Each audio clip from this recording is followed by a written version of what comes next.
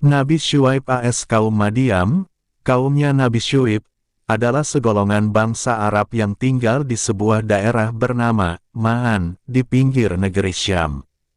Mereka terdiri dari orang-orang kafir tidak mengenal Tuhan yang Maha Esa. Mereka mentembah kepada Aikah, yaitu sebidang padang pasir yang ditumbuhi beberapa pohon dan tanam-tanaman.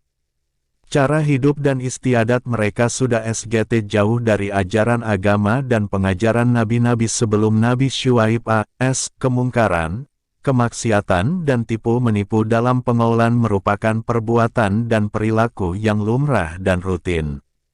Kecurangan dan perkhianatan dalam hubungan dagang seperti pemalsuan barang, kecurian dalam takaran dan timbangan menjadi ciri yang sudah sebati dengan diri mereka. Para pedagang dan petani kecil selalu menjadi korban permainan para pedagang-pedagang besar dan para pemilik modal, sehingga dengan demikian yang kaya makin bertambah kekayaannya, sedangkan yang lemah semakin merosot modalnya dan semakin melarat hidupnya. Sesuai dengan sunnah Allah sejak Adam diturunkan ke bumi bahwa dari waktu ke waktu bila manusia sudah lupakan kepadanya dan sudah jauh menyimpang dari ajaran-ajaran nabi-nabinya, dan bila iblis serta syaitan sudah menguasai sesuatu masyarakat dengan ajaran dan tuntutannya yang menyesatkan, maka Allah mengutuskan seorang rasul dan nabi untuk memberi penerangan serta tuntutan kepada mereka agar kembali ke jalan yang lurus dan benar, jalan iman dan tauhid yang bersih dari segala rupa syirik dan persembahan yang batil. Kepada kaum Madian diutuslah oleh Allah seorang rasul yaitu Nabi Syuaib, seorang daripada mereka sendiri, sedarah dan sedaging dengan mereka. Ia mengajak mereka meninggalkan persembahan kepada Aikah, sebuah benda mati yang tidak bermanfaat atau bermudarat, dan sebagai gantinya melakukan persembahan dan sujud kepada Allah yang Maha Esa, pencipta langit dan bumi termasuk sebidang tanah yang mereka puja sebagai Tuhan mereka. Nabi Syuaib kepada mereka agar meninggalkan perbuatan-perbuatan dan kelakuan-kelakuan yang dilarang oleh Allah serta membawa kerugian bagi sesama manusia serta mengakibat kerusakan dan kebinasaan masyarakat. Mereka diajak agar berlaku adil dan jujur terhadap diri sendiri dan terutama terhadap orang lain, meninggalkan perkhianat dan kezaliman serta perbuatan curang dalam hubungan dagang, perampasan hak milik seseorang dan penindasan terhadap orang-orang yang lemah dan miskin. Diingatkan oleh Nabi Syuaib akan nikmat Allah dan kurniaannya yang telah memberi mereka tanah subur serta sarana-sarana kemakmuran yang berlimpah-limpah dengan pertumbuhan jumlah penduduk dan anak cucu yang pesat. Semuanya itu menurut seruan Nabi Syuaib, patut diimbangi dengan rasa bersyukur dan bersembah kepada Allah Maha Pencipta yang akan melipat gandakan nikmat dan kurnia-Nya kepada orang-orang yang beriman dan bersyukur. Diingatkan pula Nabi Syuaib bahwa mereka tidak mahu sedar dan kembali kepada jalan yang benar mengikuti ajaran dan perintah Allah yang dibawanya, nescaya Allah akan mencabut nikmat dan kurnia-Nya kepada mereka, bahkan akan menurunkan azab-Nya atas mereka di dunia selain seksa dari azab yang menanti mereka kelak di akhirat bila dibangkitkan kembali dari kubur. Kepada mereka Nabi Syuaib dikisahkan seksa dan azab yang diturunkan oleh Allah terhadap kaum Nuh, kaum Hud, kaum Saleh dan paling dekat kaum Lut yang kesemua telah menderita dan menjadi binasa akibat kekafiran, keangkuhan dan keengganan mereka mengikuti ajaran serta tuntutan nabi-nabi yang diutus Allah kepada mereka. Diingatkan oleh Nabi Syuaib agar mereka beriktibar dan ingat bahwa mereka akan mengalami nasib yang telah dialami oleh kaum-kaum itu jika mereka tetap melakukan persembahan yang batil serta tetap melakukan perbuatan-perbuatan yang buruk dan jahat. Dakwah dan ajakan Nabi Syuaib disambut oleh mereka terutama penguasa, pembesar serta orang-orang kaya dengan ejekan dan olok-olok. Mereka berkata, "Adakah kerana solatmu, engkau memerintahkan kami menyembah selain apa yang telah kami sembah sepanjang hayat kami? Persembahan mana pula telah dilakukan oleh nenek moyang kami dan diwariskan kepada kami? Dan apakah juga karena sholatmu engkau menganjurkan kami meninggalkan cara-cara hidup sehari-hari yang nyata telah membawa kemakmuran dan kebahagiaan bagi kami bahkan sudah menjadi adat istiadat kami turun-temurun. Sungguh kami tidak mengerti apa-apa tujuanmu dan apa maksudmu dengan ajaran-ajaran baru yang engkau bawa kepada kami. Sungguh kami menyaksikan kesempurnaan akalmu dan keberesan otakmu. Ejekan dan olok-olok mereka didengar dan diterima oleh Syuaib dengan kesabaran dan kelapangan dada. Ia sesekali tidak menyambut kata-kata kasar mereka dengan marah atau membalasnya dengan kata-kata yang kasar pula. Ia bahkan makin bersikap lemah lembut dalam dakwahnya dengan menggugah hati nurani dan akal mereka supaya memikirkan dan merenungkan apa yang dikatakan dan dinasihatkan kepada mereka.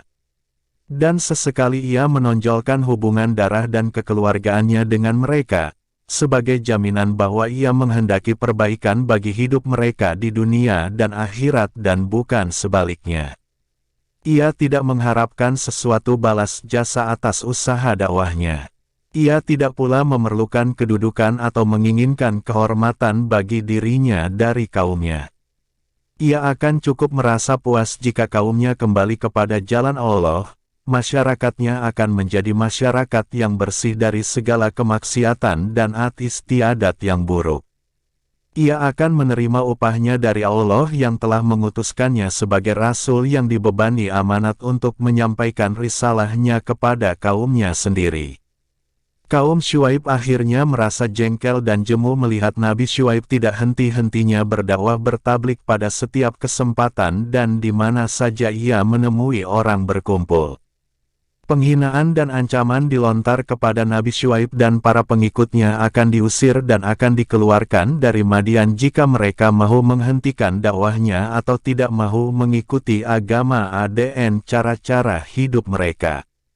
Berkata mereka kepada Nabi Syuaib dengan nada mengejek, "Kami tidak mengerti apa yang kamu katakan.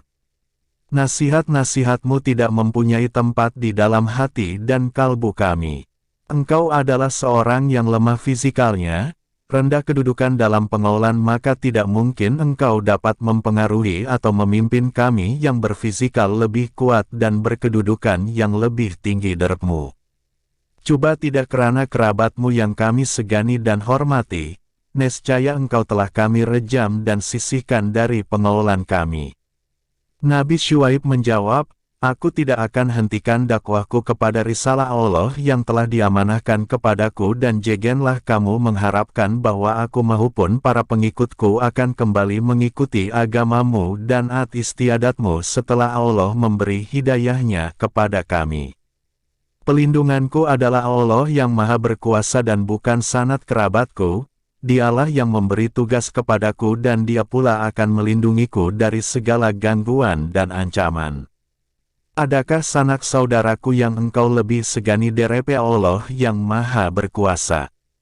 Sejak berdakwah dan bertablik menyampaikan risalah Allah kepada kaum Madian, Nabi Syuaib berhasil menyadarkan hanya sebahagian kecil dari kaumnya, sedang bahagian yang terbesar masih tertutup hatinya bagi cahaya iman dan tauhid yang diajar oleh beliau. Mereka tetap berkeras kepala mempertahankan tradisi, adat istiadat dan agama yang mereka warisi dari nenek moyang mereka.